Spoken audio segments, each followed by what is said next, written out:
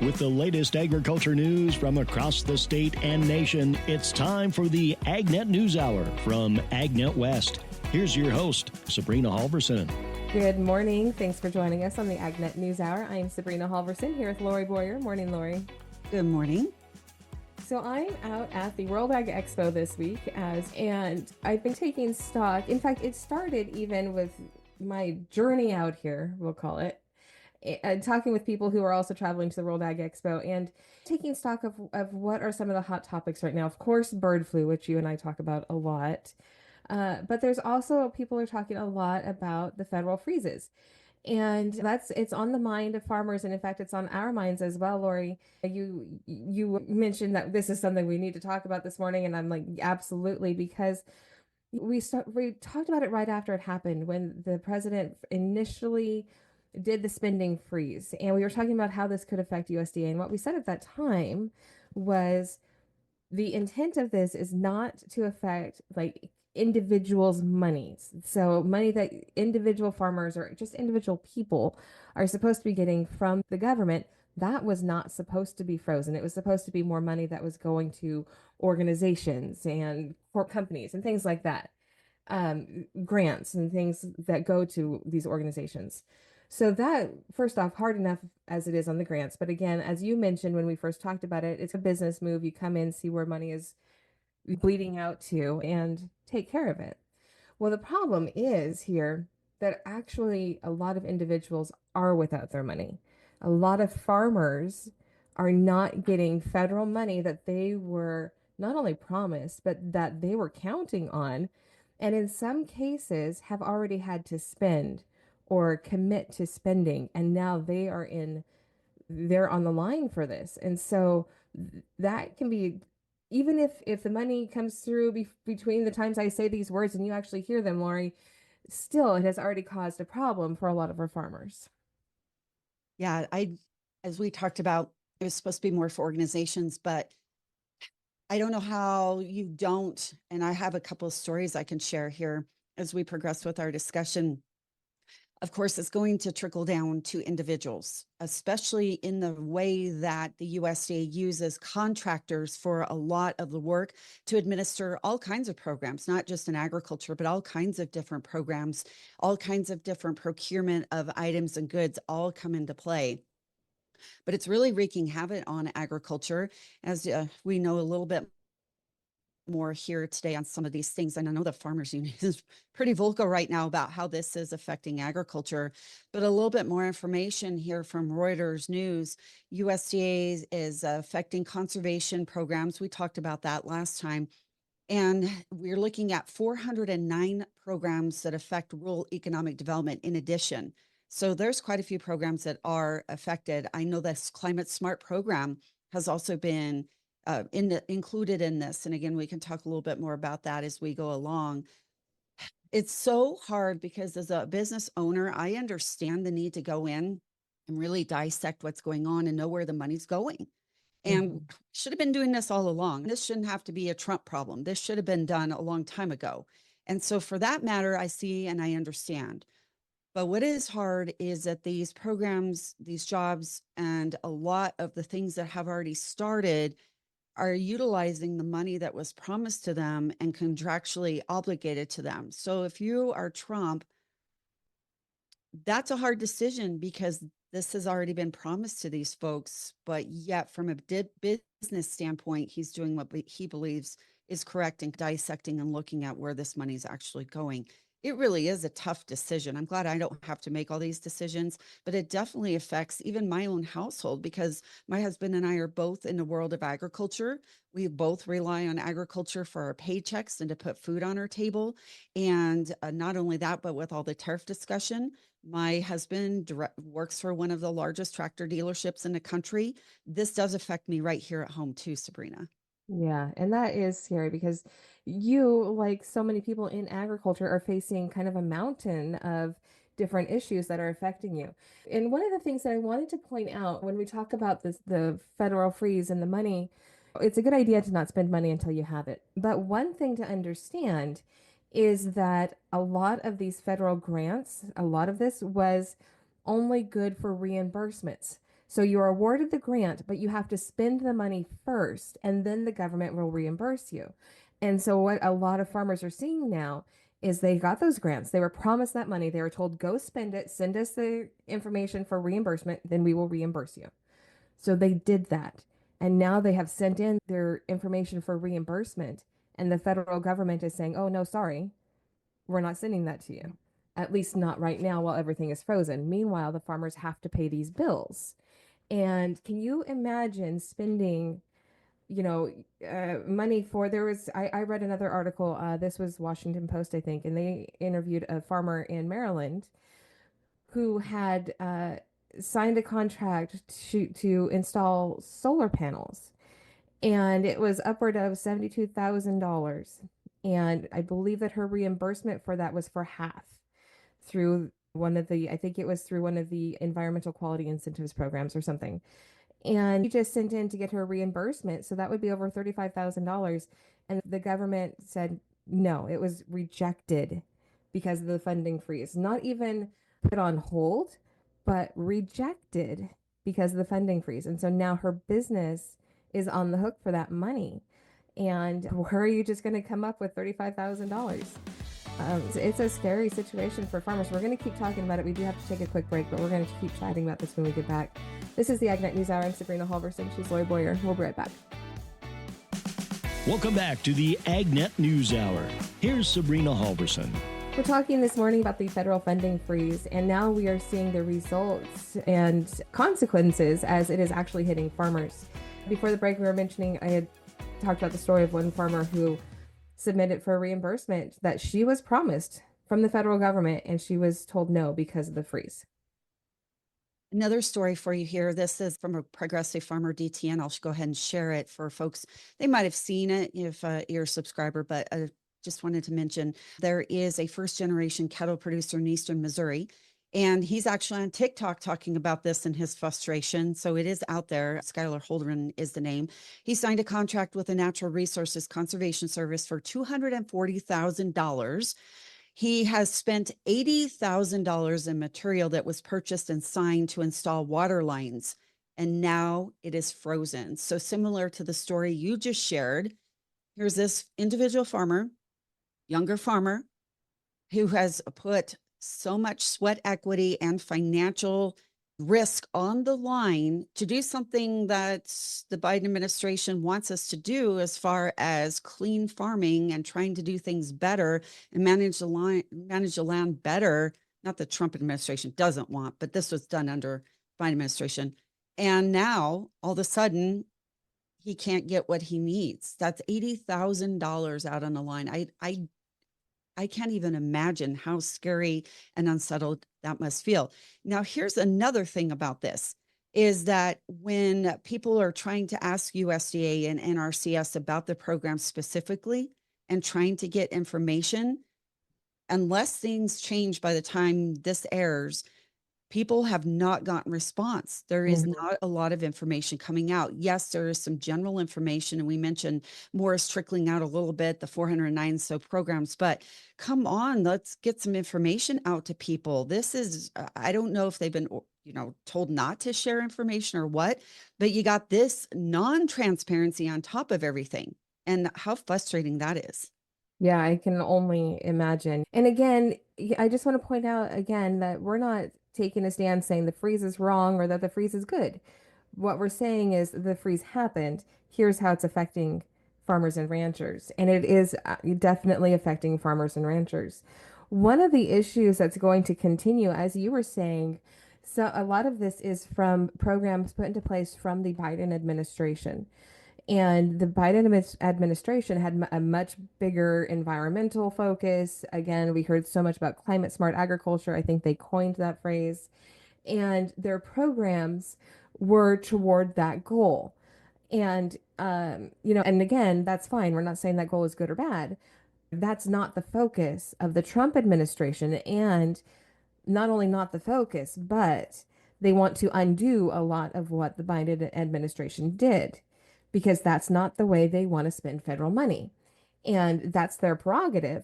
But all of these farmers who were relying on that money because it was promised to them from the federal government, now not getting it, that is a problem. It really is a problem. And I don't know what the answer to this is. And hopefully we'll have resolution sooner than later. But I think these agencies really need to start sharing as much information as possible and put it out there on what to expect so that farmers aren't just sitting here literally in limbo, not knowing what's going to happen or if they're going to get their money, or they can start at least. I don't know what the plans would be, but starting that, we have to remember that our taxpayer dollars pay NRCS and USDA. They owe it to the American public to be honest on things that are going on. And again, maybe they don't know all the details. Maybe that's the holdup. I don't know. But boy, that's another, to me, that's just an added layer of frustration. I know it is for me when I sit here and talk about this, especially as I mentioned earlier, I'm directly affected by it. I don't know. It's very difficult, but Trump is, it seems to be very business minded on how he runs the government. I know he's very supportive of agriculture and farming. And I'm hoping that there is a plan being devised as we speak behind the doors that will be released that will make this not all as bad as it looks right now. Right. And as you keep pointing out too, the lack of transparency and the lack of communication within USDA um, continues to be a problem as well. Now, understandably, we don't actually have an ag secretary in place who would be directing or giving directives on a lot of the communication. That's something that needs to happen quickly so that there can start being that main point of leadership and a person who can be the main person getting whatever the message is going to be for this administration, getting that out. There's not that currently. What I have been reading also from farmers, and if you go into some of the comments on some of these articles that we're mentioning, wow, you get into the weeds there, but a lot of them are being told to call their congressman.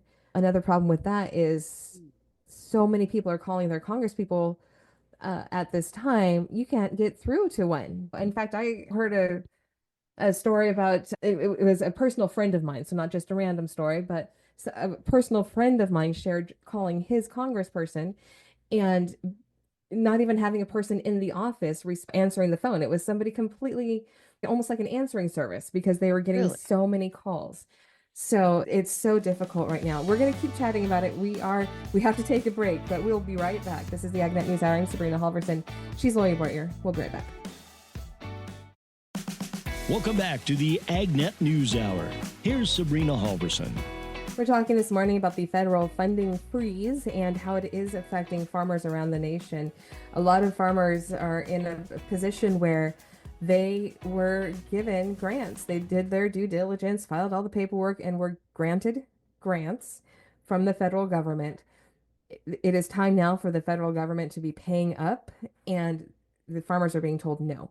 So this is another hit that farmers are currently taking as we change administrations. So it's a big deal. It just is. I don't know. I'm flabbergasted at everything farmers are going through right now.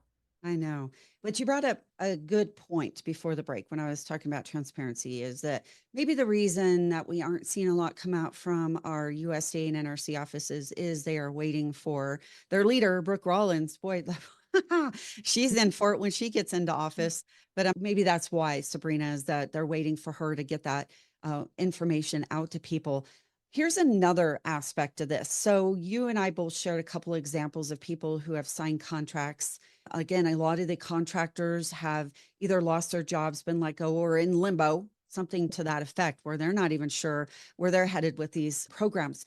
But when you, to my knowledge, okay, now I haven't actually done this, but I've done a lot of interviews. To my knowledge, if you are a farmer and you have a piece of land under, say, conservation reserve program, and you sell that land and that contract is still good for another 2, 3, or however many years, that contract goes along with the sale of the land. So the new owner gets the CRP contract.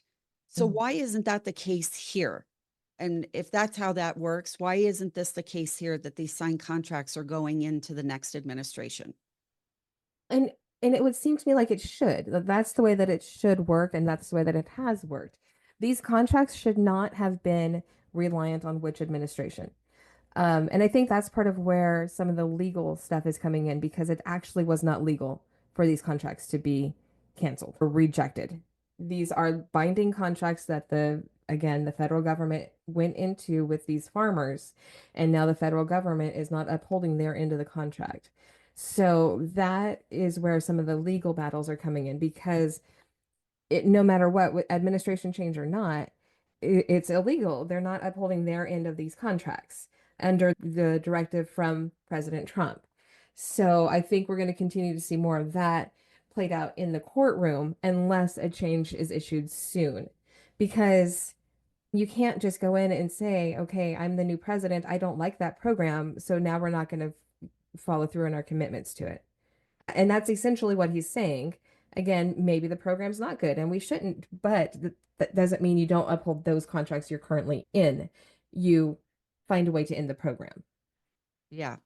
It doesn't surprise me on this one, but another example of programs that have been put on hold that's affecting a lot of the people that have engaged in these programs, including those contractors, including farmers and other entities too. There is one case here, 67 farmer clients are being affected by a business owner in Washington who was utilizing funding for solar panels. And this was done under the USA Rural Energy for America program, the REAP program. And the end goal of this is to create, as we mentioned, climate smart, zero emissions, all those things that the Biden administration really pushed for. So you have now that under this scenario, and I won't get in all the details on this because I don't even know all the details without weeding through everything, but we have $10 million in rural energy projects associated with REAP. And in this particular case, 67 farmers. And that's just one case. That's a lot in its own, let alone the rest of the programs I've been talking about. Yeah, that is 67 farmers involved in that. Yeah. Yeah, that's big. There was another one I was reading, and this was, or maybe this was what you mentioned also, the Missouri cattle farmer under a $240,000 contract under the Environmental Quality Incentives Program for improvements to the farm, new fencing, installation, things like that. Again, that's money that he has either spent or has committed to spending, and the government was supposed to reimburse at least part of it, and now is saying, "Oh no, we're not." The farmer is still on the hook to pay that money. This is going to put farmers out of business. Oh, yeah. If it's not resolved sooner than later. Like I Hmm. said, my fingers are crossed that the Trump administration is working behind closed doors in a quick fashion to have some sort of resolution that will not be long term and hurting everyone, that can be put into place rather quickly and that will satisfy some of those lawsuits that you mentioned. That is the hope here. Now, we do know there, I'll be optimistic because the Trump administration has moved quickly on a lot of things. Right. And so far, we haven't seen all the results, Kay. I want to put that out there. Have not seen all the results of all the decisions and actions. But so far, we've actually fared fairly well. And most of the ag industry has been supportive. So let's hope that's the case here. And historically, the ag industry has been supportive of conservative politicians for the most part. And President Trump got a lot of backing from farmers across the nation. And I'm sure that he is keeping that in mind. I would hope that he's keeping that in mind with some of his decisions. And like you said, we see a lot of quick turnarounds from President Trump from one position to another or changes in policy. That's how he was in his first administration. That's what we've seen very boldly already in the second administration. So I'll be optimistic with you and say, I'm sure that I am hopeful. I'm going to say, not sure. I am hopeful that, yes, something is being done behind the scenes to correct this. And we'll keep talking about it. We do have to take a quick break here, but we'll continue chatting when we get back. This is the AgNet News Hour. I'm Sabrina Halvorson. She's Lorrie Boyer. We'll be right back. Welcome back to the AgNet News Hour. Here's Sabrina Halvorson. Talking this morning about the federal freezes and the effect that it's having on farmers around the nation and other organizations too. Not originally we had said that individuals should not be affected by this, or at least that we were told, that we being the nation was told that the federal freezes would not affect individuals. However, they are largely affecting individuals. And I had mentioned before the break that we will probably see farmers who have to go out of business if this is not resolved nearly immediately. To back up your point on that, I just found this. I before the break, I used an example or presented an example here where a small business owner in Washington state employed some staff members and has 67 farmer clients that are working on some solar panels under the USDA Rural Energy for America program. I pointed out 67 farmer clients that would be affected by that. Now, that's individuals right there, but to even go further down on that trickle effect, even underneath those 67 farmers, of those, I should say, one of them employs 30 workers. So there's your grassroots level workers, boots on the ground people that are affected directly by a frozen program. Yes. And there are other situations like that around the nation. Yes. Yeah. So this is affecting a lot of people. And then, like you mentioned at the beginning of the show too, this is compiled with the other issues that ag is facing, like specifically tariffs. With the new addition of tariffs on steel, more than that, because the tariff situation also seems to be changing daily, but the uncertainty that this is causing with the tariffs. So there's just a lot of additional stress and unknown situations going on in the ag industry. I think, Lori, that we're going to have to start doing like we have in the past in times of high stress. We need to start doing more on farmer mental health. Mhm. I agree with you there. How about broadcast mental health too? Because Yeah. I mean that it is hard to talk about. It is hard for you and I to get up every morning, see this stuff, and talk about this stuff and share this stuff. It's our job, and it's a pleasure to work for this industry. I'm grateful to work for the agriculture industry each and every day. It fills my cup. But I'm going to tell you, there are times that is very difficult and emotional, and I know you feel the same way as well. And we're sharing particular stories here today, but when it's someone, especially as you pointed out with a particular friend of yours, or it affects your household directly, because we both are in rural areas reporting on this, I'm telling you, this is difficult. This is difficult stuff. And we have to be optimistic along with our farmer listeners. Yes, I absolutely agree. I was reading something recently about the different things that journalists in general go through. And this wasn't necessarily ag journalists, just journalists in general, but talking about things from like burnout. And thought that, or another word they used that I had never thought about was demoralization, where you are reporting on negative stuff so much, it starts to change your outlook to where you're just almost depressed and you can't find hope in the world anymore because you're always reporting on negative things. And that can be true when we're reporting about what's going on with farming sometimes when things start to look really bleak and it's hit after hit. We go through it too. And it's mostly because we care so much about the people we're reporting for. I have never heard it called that before, but when I started a little bit earlier on in the career and really got comfortable putting this kind of information out there, I learned a strategy to compartmentalize so that it does not filter into the rest of my life and my relationships. I put it in that box or that square, if you will, because as you just said, with that word demoralization, definitely that can be a big problem and could have been for me. Yeah. Yeah, so I think right now, the biggest thing right now for us, but mostly for farmers too, is the uncertainty and the fact that things are changing so quickly. And again, taking hits from all sides. The biggest thing to remember is that you've been through struggles before. Right.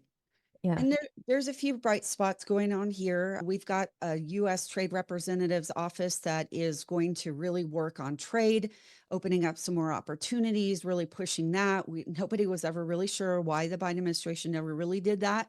Still to this day, when I do interviews, nobody is really, they've got their suspicions or maybe they know a little bit, but really no concrete evidence on why we didn't work on trade more aggressively and more openly. We do have a USTR's office that is going to do that. That will help us out a lot because our industry relies so much on trade. So there's some good news there. Those talks are all just getting started, but they're being pretty aggressive with that. So there's a silver lining on that one anyway. Yeah, and that's so right. That was something that for the last 4 years I asked a lot, like you did in interviews that we did, is why is there not a focus on agricultural trade? And it seems to me in the last year, I heard a lot more about it, maybe during the election year. And I'm not saying that's why, but I'm just saying that I noticed a ramp up in a focus on agricultural trade during that year. But That's after 3 years of farmers feeling like the Biden administration was doing nothing on ag trade. So, yes, there is going to be a bigger focus, I think, just from what we have seen so far, as far as creating opportunities for agricultural trade or talk about that. I do think that we're going to see more of that from this administration. Yeah. And the other thing, too, to point out, I think just generalizing interviews here in the last few years and just putting it all into one lump thing here is, even though, as you pointed out, the uncertainty is real and maybe more real than ever and more heightened right now, just feels so uncertain in this industry. But we also had a lot of criticisms in the last 4 years on how much money was being spent for all these programs. A lot of what we're talking about here today, just so much money flying out the door under the Biden administration, that there is a camp that actually is glad that we are investigating and going through these programs with a fine tooth comb.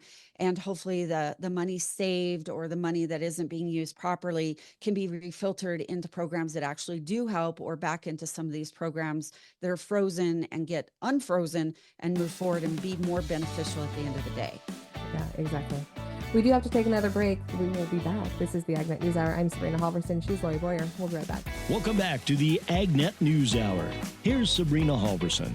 Welcome back. We've been talking this morning about, we started out talking about the federal freeze, and then we were just talking about, a lot of the issues that farmers are going through right now, and the mental load and the mental stress that is causing and can cause. We've seen other times with farmers going through severe stress because of situations that are completely out of their control, like the federal freeze and the tariffs and everything else. And during the break, Lorrie and I looked up some resources, and we wanted to share some of these so that if you are a farmer, or anybody really who's struggling right now with how uncertain things have become, and just how divided things feel sometimes, we wanted to present you with some places or some people who you can reach out to.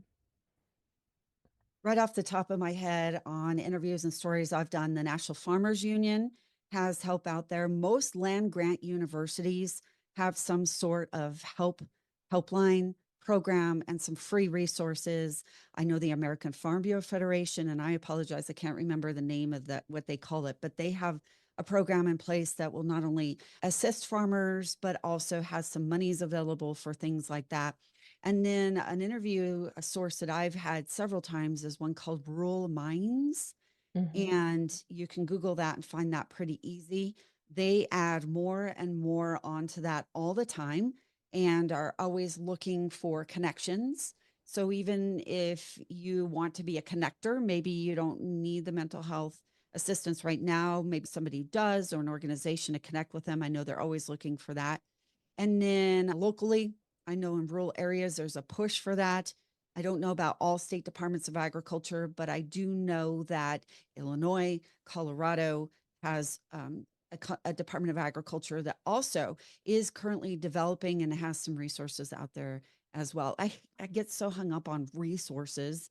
I don't know what else to call it, but I'm talking about like genuine help, some actual therapists, some actual money, some actual programs, not just go online and not just call this number. Not that those Right. aren't valid and important, but I get sick of hearing that, seeing that all the time. Give us some meat here. We don't want to just call this, call that. But again, if you are looking for those resources, there are many out there. And some, if you want to just get online, you can do a Google search for farmer mental health resources. It's hard to remember everything you hear when Yeah. you're just listening to the radio. There is the Farm Aid hotline. You can call that, and it's 1-800-FARM-AID. They will help connect you with people. If you are in an immediate crisis, you can just call or text 988, and that is a suicide helpline. But if you're in any type of an immediate crisis and you're feeling that type of stress, you can call them and they will direct you, give you some immediate guidance. I think when we're talking about all of this mental stress and the emotional stress that farmers are going through right now, just with a lot of the uncertainty, we wanted to make sure to point out some of the resources that are available. And I agree, it's important to have actual resources, not just a phone number that you call and you get a volunteer on the other end of the line. Those have a place and they're very good. But when you're facing real problems, you want somebody who can help guide you to what you need to solve those problems. Yeah, I totally agree with you. So if you do a Google search, like you said, there is a lot more, and there's some specifics out there, whether it be veteran or Hmm. whether you're a younger person, an older person, or maybe you have somebody in your family who has addictions. And there really is, it seems like several different places you can go to. Yeah. And the CDFA, the California Department of Food and Agriculture, also has a page up that has several resources listed for farmers California farmers specifically, but a lot of these are national types of things that they may need, especially if they're in a mental health crisis situation. Again, if you're really feeling the overload of all of this stress and uncertainty, there are resources that can help. And a lot of time the uncertainty feeling too is just because so much is out of our personal control. But when you find the right resources to help you figure out what parts of this can I control, that can help with that overloading sensation. So taking a little bit of time to go and look for, again, this is on the California Department of Food and Agriculture page.